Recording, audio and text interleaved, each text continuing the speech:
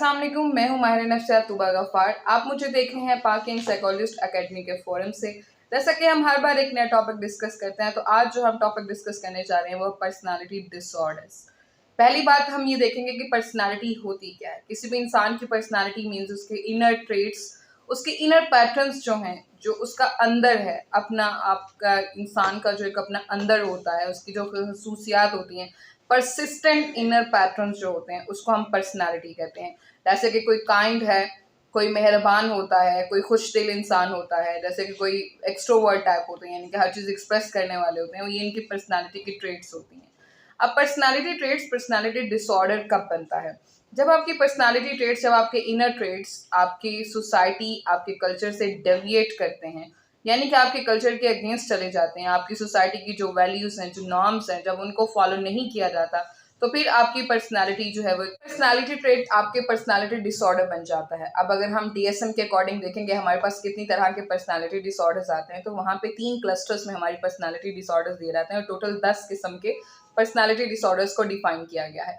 पहला cluster A, that is about your odd and eccentric behaviour, यानी कि जब कोई बहुत अजीब तरह से बिहेव करता है, जो ऐसा बिहेवियर, उसका ऐसा रवैया जो बहुत अजीब किस्म का होता है, उसको हम क्लस्टर ए पर्सनालिटी डिसऑर्डर में डायग्नोस करते हैं। Cluster B personality disorder is about your emotional and attention seeker behaviour.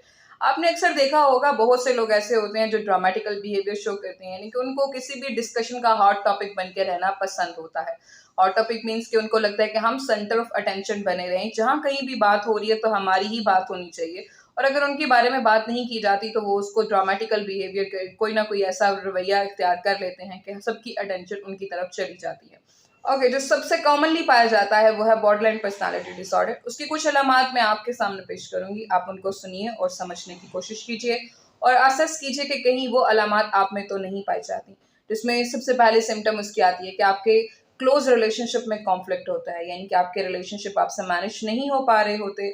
आप इसमें आपके कोई भी रिलेशनशिप आ सकता है, इसमें आपका कोई भी, जैसे कि आपकी कोई पार्टनर रिलेशनशिप है, या आपका कोई स्पाउस रिलेशनशिप, आपका सिबलिंग रिलेशनशिप, कोई भी रिलेशनशिप हो सकता है।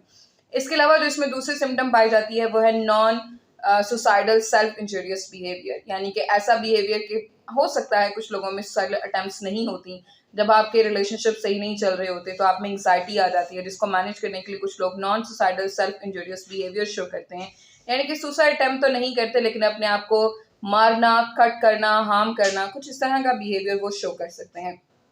तीसरी सिम्टम उसकी पाई जाती है इम्पल्सिव बिहेवियर शो करना, यानी कि बहुत ज़्यादा रीअश्योर करना बार बार, कि अगर आपको लगता है कि जिस टेंशन परेशानी की वजह से आपने अपने पार्टनर के साथ या अपने रिलेशनशिप में किसी दोस्त के साथ आपने बहस की है, आर्ग्यूमेंट्स किए हैं, तो क्या वो आपको छोड़ तो नहीं गया। इस चीज़ को असेस करने के लिए आप बार बार उनको कॉल करती हैं, मैसेज करते हैं, बार बार उनको ये असेस करना कि कहीं क्या वो वाकई इस कॉन्फ्लिक्ट की वजह से आपसे दूर तो नहीं चला गया।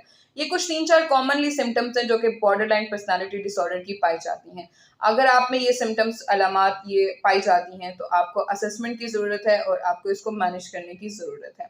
जैसा कि मैं पहले आपको बता चुकी हूँ कि आपको लगता है कि आपको अपनी पर्सनालिटी असेस करवानी है, या आपको लगता है कि आपको कोई पर्सनालिटी डिसऑर्डर तो नहीं है, आप इस चीज़ को अश्योर करना चाह रहे हैं, या आपको किसी पर्सनालिटी डिसऑर्डर की सिम्टम पाई जाती हैं, तो कांटेक्ट कीजिए हमारे दिए गए हेल्पलाइन नंबर पे, हमारे साथ सेशन बुक कीजिए। हम मौजूद हैं आपकी मदद करने के लिए।